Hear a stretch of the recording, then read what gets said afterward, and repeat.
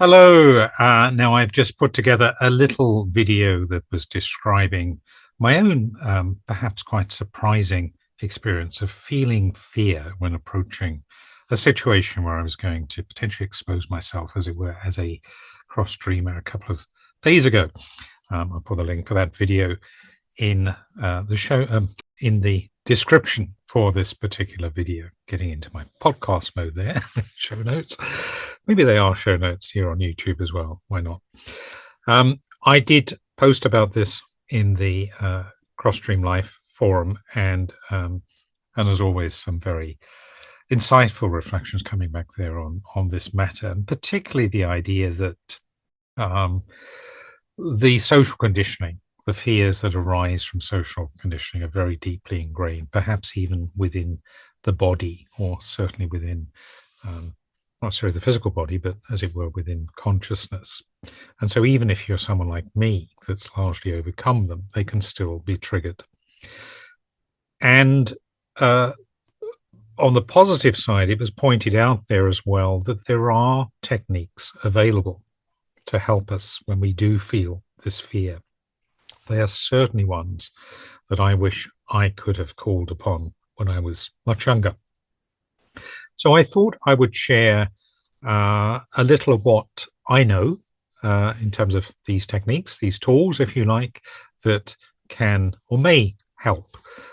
Perhaps you'll know about these, or perhaps it's just helpful to be reminded of them, or perhaps there's something here that I'm mentioning that will be new to you.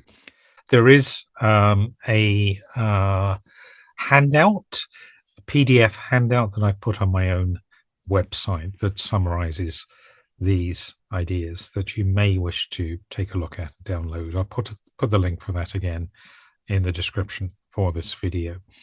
Now, essentially, the techniques that I'm aware of are based on some of the principles of CBT, cognitive behavioral therapy, this idea that we need to check our thinking, that when we fear something, for example, or we have a particular pattern of thinking we find ourselves falling into, just to be mindful when we can, to stop and think, well, are there other ways of thinking? Am I really convincing myself of something that may not be true? And with this, I suggest that there are a number of affirmations that can be useful to remind yourself of if you are going into a situation like I was going to this fancy dress shop the other day. And I would say this isn't, by the way, about decisions on or whether to come out and so on.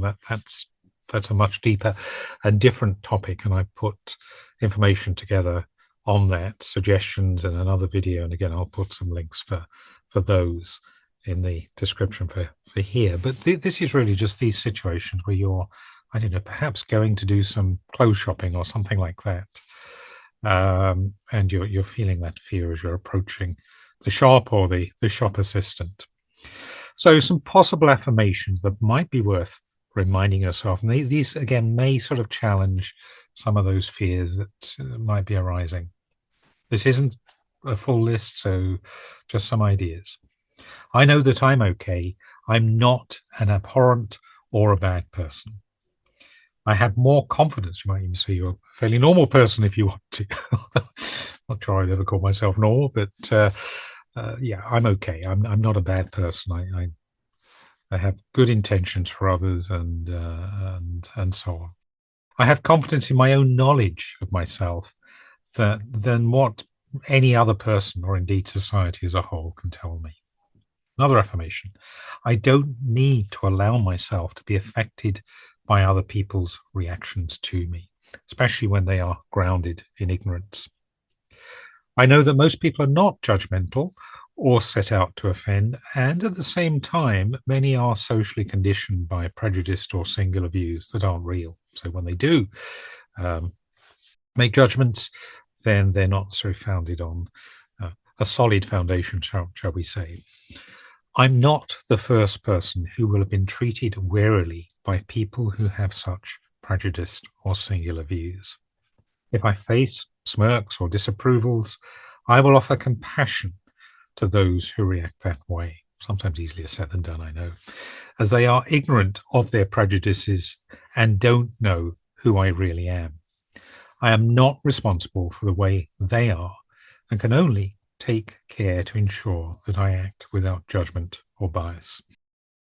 One of the words, the phrases that rings in my mind there that I've long remembered and applied in many different situations. The very first day I started to learn to drive a car many, many years ago now, and I wasn't very good. I think I even went on the pavement at one point. And my instructor, I think there was a situation where someone was honking their horn behind me or something, or apparently some impatience. He said to me, let them focus on their driving, you focus on yours, because that's all you can do. And I've long remembered that as a principle. I think it's one that can apply in this situation as well. One or two other affirmations. I am a reasonable human being with a right to express myself freely. I am not hurting others or myself. If I were, then perhaps I would have to be careful about expressing myself freely, of course. I'm okay. And this is one if you do have a faith, a religious faith tradition, so it may not be relevant, of course, for everyone. I'm okay before God, and I am loved by him or her. I'm doing what feels natural for me and know that my deepest self needs opportunities for expression. So as I say, there may well be other affirmations you add to that list that you believe in yourself. Sometimes some of these may be easier said than done, I know, but certainly going through what's quite a list there, I find for myself can be very helpful to bolster my courage and belief in my own self, my own knowledge of myself and self-assurance. There's also a technique called anchoring, which is a way of trying to associate these affirmations, reminding yourself these affirmations with some physical gesture. So sort of just gently, not firmly, but gently clenching the fist and letting go, or clicking your fingers, doing something that might be quite discreet as a little physical gesture, can help the brain recall these affirmations. And you can use that anchoring technique in any situation. Actually, when you're in the shop, let's say, it's generally going to be something that's has no meaning to other people, or is likely even being noticed by them.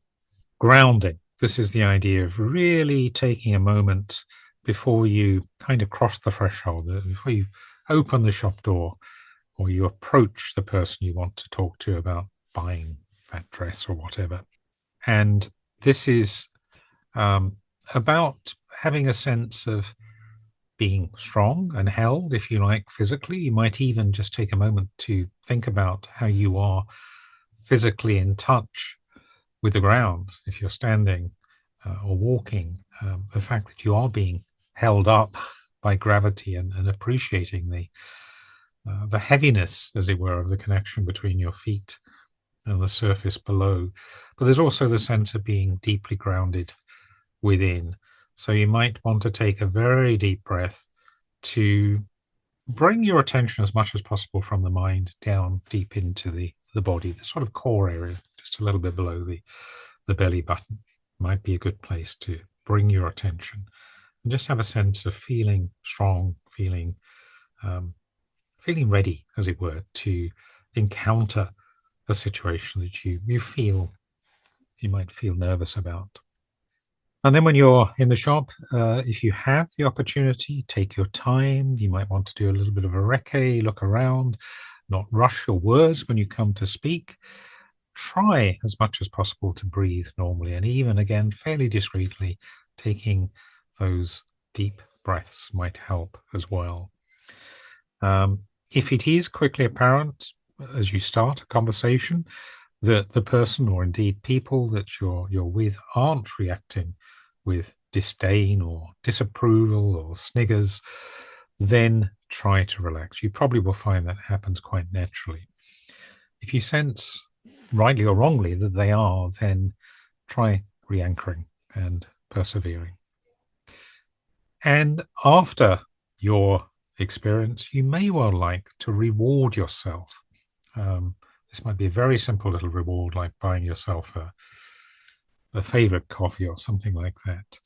Um, I kind of like to allow myself little rewards in these kind of situations, um, and to know that I'm going to reward myself ahead of approaching the situation. It serves as a little bit of an added incentive.